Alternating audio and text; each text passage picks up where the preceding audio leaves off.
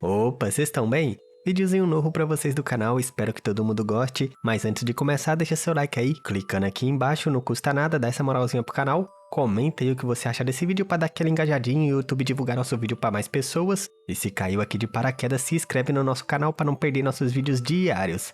Lembrando que se você acompanha nosso conteúdo e quiser apoiar nossos trabalhos, o link para contribuição fica no comentário fixado ou você pode se tornar um membro do nosso canal por apenas R$ 5. E assim ter acesso ao vídeo um dia adiantado. Agora bora pro vídeo. Esse capítulo começa com mais um ataque de lâmina espacial do nosso prota, quase matando o figurante que pensava: esse pirralho não somente possui insetos devoradores de almas, mas também domina uma habilidade tão profunda e misteriosa. Elevando suas energias, ele gritava: pirralho maldito, não seja tão arrogante! Ele ataca com várias chamas negras, mas se assusta pensando: o quê? É tudo inútil! Seu domínio da força espacial já alcançou tal nível!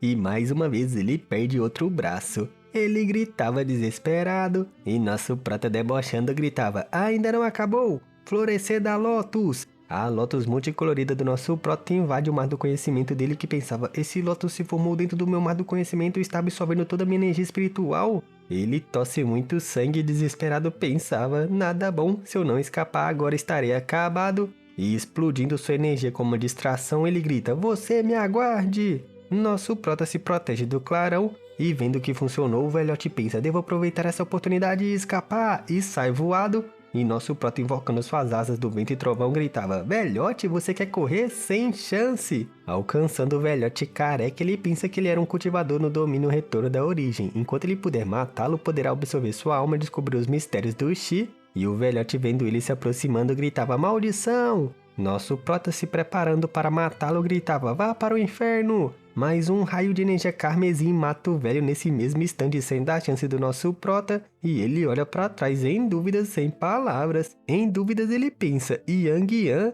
que sorrindo segurava aquele artefato que ele pegou no campo de areia flamejante do guarda do Naniquinho, e ele pensava: esqueça, ela me poupou alguns problemas. Depois disso, enquanto vemos o cadáver ensanguentado do velho no chão, descobrimos que nosso prata já terminou de absorver sua alma. Ele volta para perto da Duas, e Yang Yan, exausta, pensa que mesmo depois de seu refinamento e melhora espacial, o custo de usar esse artefato continua sendo bastante alto. Ela precisava melhorar mais ainda. Nosso prota já joga um frasco para ela, gritando: pegue isso! Ela segura e diz: vamos descansar aqui por um tempo antes de partir novamente. Não deve haver mais emboscadas. E a anciã Qian Yue fala que vai pegar as coisas dos cultivadores do domínio saborreal que estavam caídos. Enquanto isso, nosso prota Yang Yan descansava. Ela pega 3 anéis, e nosso prota pensava que o fio do sangue dourado pode cortar através do Xi. Isso é realmente inesperado. Ela chama por ele e diz: encontrei somente esses anéis espaciais. E nosso prota fala que ela pode ficar com eles. Provavelmente não tem nada bom dentro.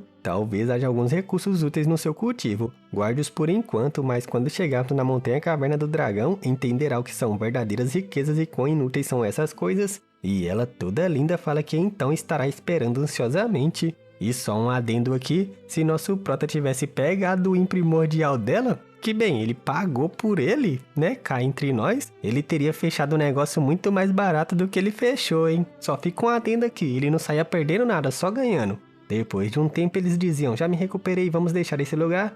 E depois de viajar por um bom tempo, eles chegam às montanhas e explica que este era o território do pavilhão da lua sombria. Ele explica para ela que tinha uma boa relação com o tal do ancião Qiantong e também com o irmão Rei Guchen e a irmã Dongye, então eles estariam salvos ali, e avisa que vai entrar em cultivo isolado e pede que ela procure um lugar para se estabelecer. Depois disso, vemos uma intensa energia espiritual em volta da caverna do dragão, e era nosso prota que estava usando a pérola da alma de gelo de Suyan e se perguntando como ela estava agora. Em seu cultivo isolado, ele tinha chegado com sucesso ao domínio do sábio real de terceira ordem. Com um incenso de 10.000 anos e a árvore cristal de jade com 9 ramos, não foi problema algum para ele quebrar a barreira. E mais algum tempo depois, ele dizia que finalmente pôde fazer uma checagem das coisas que conseguiu nessa viagem. Parece que a mais importante era a pérola cristal colorido que Dayuan o deu. Falando de cristais, ele diz: certo, a marionete de pedra, e estalando um dedo invoca ela. Ela estava em dúvidas na palma de sua mão e nosso prota pensava: o que é isso? O corpo da marionete de pedra agora parecia contar com uma energia do atributo fogo extremamente intensa. Porém, mesmo com meu sentido divino, não posso sondá-lo, já que se queima no momento que faz contato com ele. Invocando o caldeirão de refino, ele pensa: então é assim.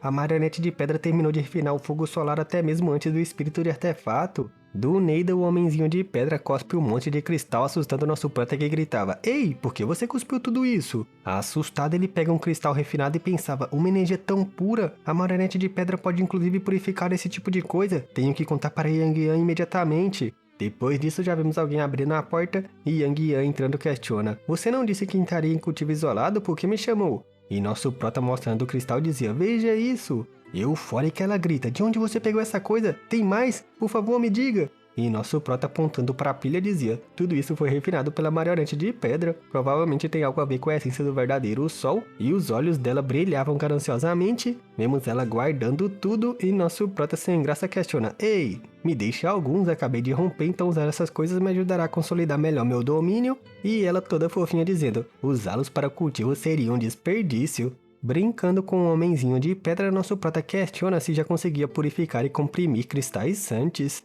E Yang Yan fala que já havia tentado antes, mas Xianyan não tinha essa habilidade. O fato dele poder fazer isso agora certamente tem a ver com a essência do verdadeiro sol. E nosso prota pensava: a energia contida nessas coisas é mais densa e mais pura que uma peça de cristal sante de grau superior de tamanho equivalente. A quantidade de energia contida em seu interior é 5 ou 6 vezes maior. E Yang Yan alegre sai pulando gritando: "Eu levarei Xianxian comigo! Com sua ajuda e esses cristais antes refinados, meu trabalho seria muito mais fácil!" E nosso prota, vendo isso, diz: "Você está tão emocionada." Segurando um dos anéis da colheita, ele pensa que obteve um livro antigo da caverna de zumbis. Uma vez que alguém cultive essa arte secreta, será capaz de usar o Ki Vital sanguíneo para condensar a espada do Ki celestial dos 5 elementos. O físico de qualquer um que deseja cultivar isso deve ser ao menos 2 vezes maior do que o de um cultivador do mesmo nível, somente para suportar a dor envolvida no processo de temperamento, mas isso não deve ser um problema. Em segundo lugar, precisa possuir uma vitalidade extremamente forte, porque cultivar essa arte secreta causa um grande dano a si mesmo.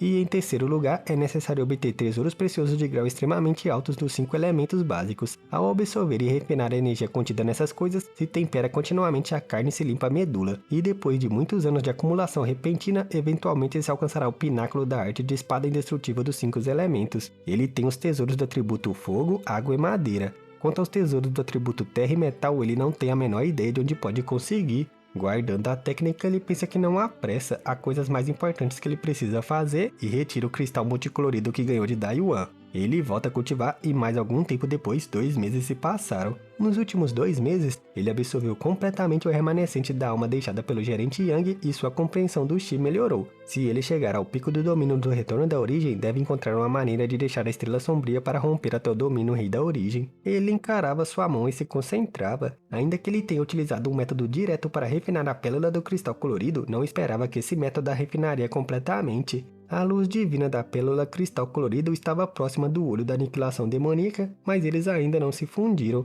Seu pensamento é que causaria muito esforço para fundi-las, mas isso vai ser bem mais fácil do que ele pensou, apenas levará bastante tempo. Depois disso, ele se concentra e invoca 2 fios dourados. Ele tinha conseguido cultivar o segundo fio dourado, mas parece inferior ao primeiro. No entanto, depois das últimas batalhas, descobriu que esse fio de sangue pode cortar através do Chi. Ele estava contente. No Templo do Sangue Demoníaco, provavelmente somente os anciões cuja força já alcançaram o domínio retorno da origem de segunda ou terceira ordem são capazes de cultivar 2 ou 3 fios. Porém, há várias dezenas de gotas de sangue dourado em seu corpo, onde uma gota pode condensar um fio dourado. Posso cultivar tantos fios dourados quanto eu quiser. Essa técnica foi simplesmente feita sob medida para mim, e vemos ele testando o segundo fio. Seu poder ainda era muito inferior ao primeiro. Resoluto, ele pensa que se ele tiver fios o suficiente, pode ser capaz de combiná-los para tomar novas formas e funções. Parece que esses segredos estão escondidos na segunda metade do livro. E se houver uma oportunidade no futuro, ele terá que visitar o Templo do Sangue Demoníaco. Somente obtendo a segunda metade da técnica poderá continuar melhorando seus fios de sangue dourado. Depois disso, ele sai de seu cultivo isolado. Chegando lá fora, ele questiona: por que não há ninguém aqui? Ele usa sua consciência divina para encontrá-los e vê uma reunião. Era Yang Yan, Ruhi e os outros. O que aconteceu? Por que se reuniram?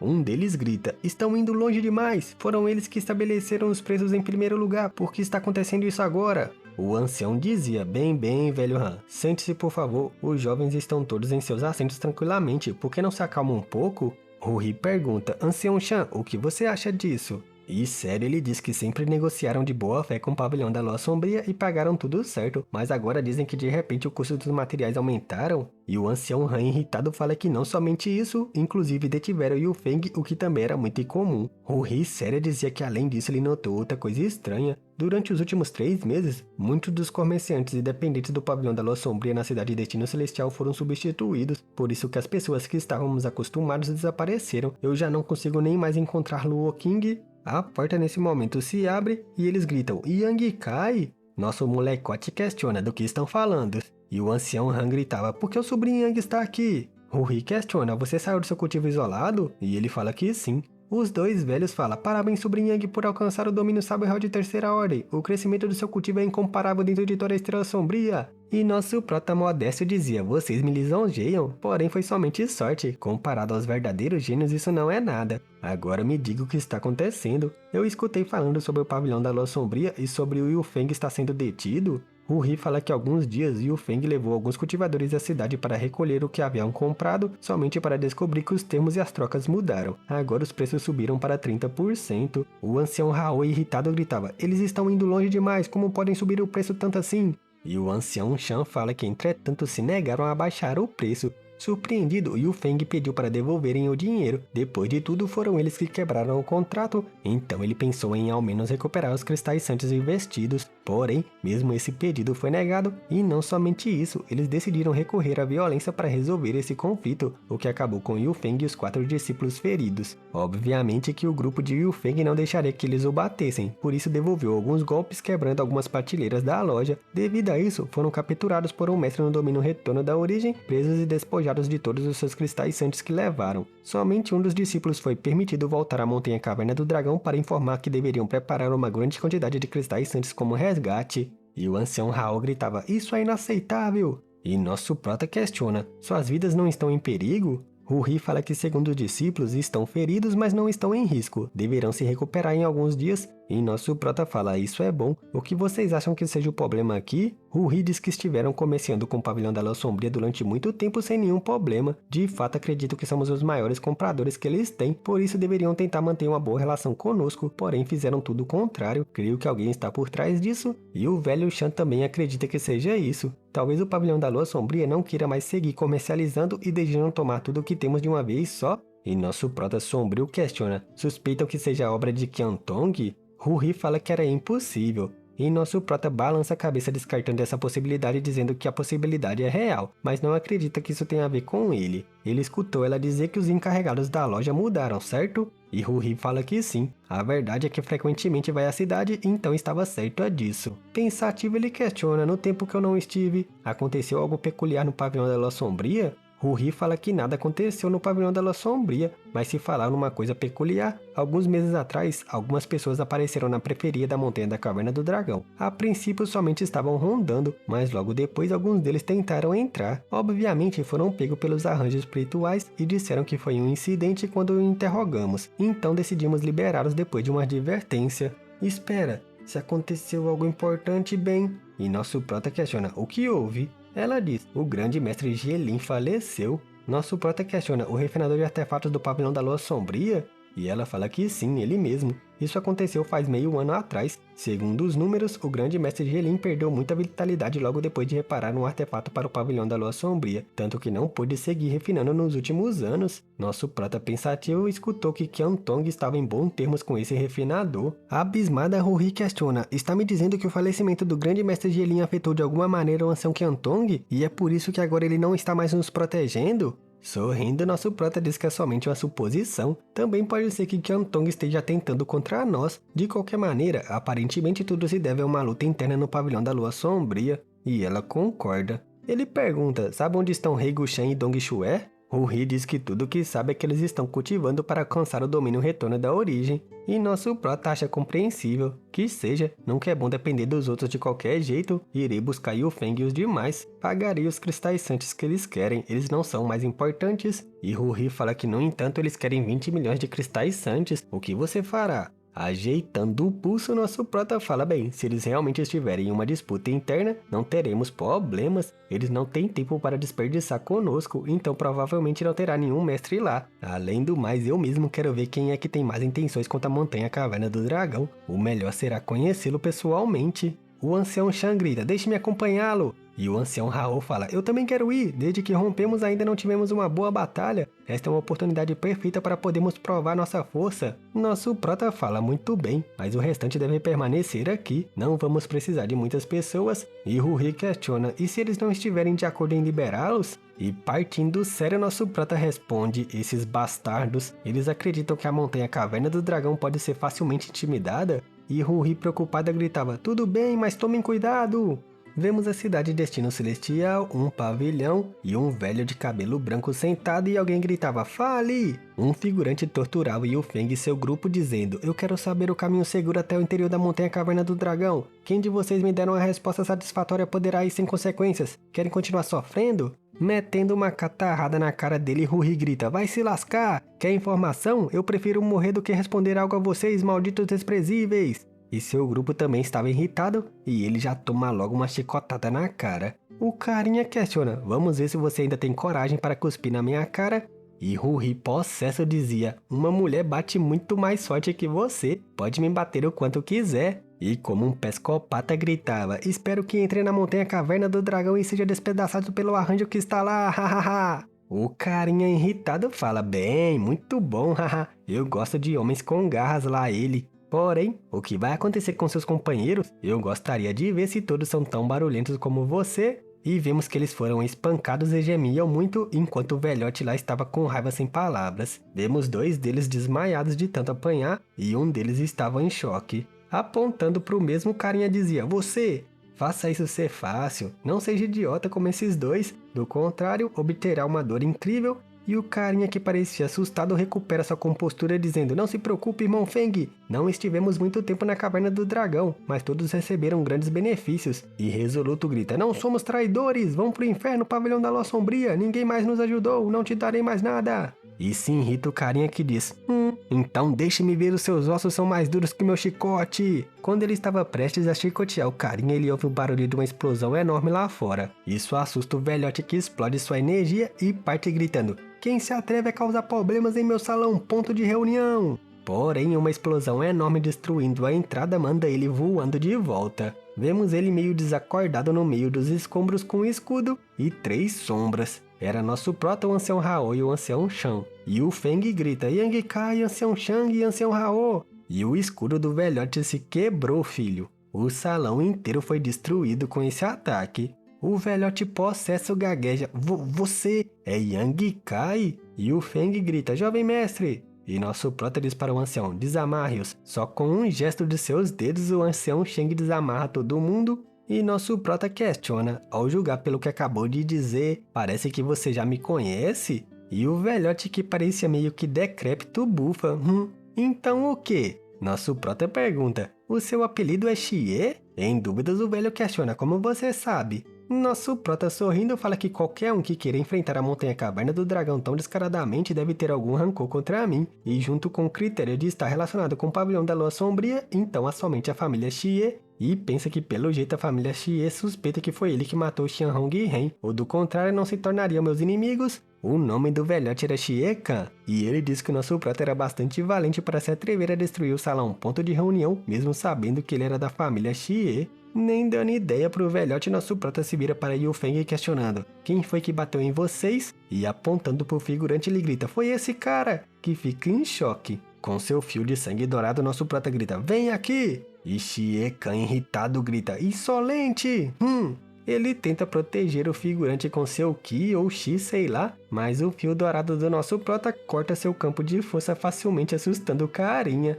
O velhote fica abismado: realmente cortou meu Xi? O figurante gritava: velho mestre, me salve! E Xie Kan, partindo pra porradaria, gritava: garoto, você está cortejando a morte! Nosso prota só olha pra ele de rabo de olho e nem se dá o trabalho de se virar, e erguendo sua mão se protege, assustando o velhote que grita: o quê? As chamas em Yang do nosso prota o assustam e ele se afasta rapidamente encarando de longe. E em pânico ele questionava, um pirralho no domínio saboreal de terceira ordem conseguiu uma vantagem contra mim num confronto direto? Pisando no figurante, nosso prota pega o chicote dizendo, ele usou esse chicote para bater em vocês, certo? Bem, pegue-o, devolva na mesma moeda. Quero que todos vocês vinguem seus rancores. E o figurante, como uma donzela em perigo, começa a chorar abismado. Xie Kan, possesso de raiva, falava, você realmente é um bastardo imprudente. Outros velhotes aparecem e ele gritava, bem, veremos por quanto tempo você será capaz de manter essa arrogância.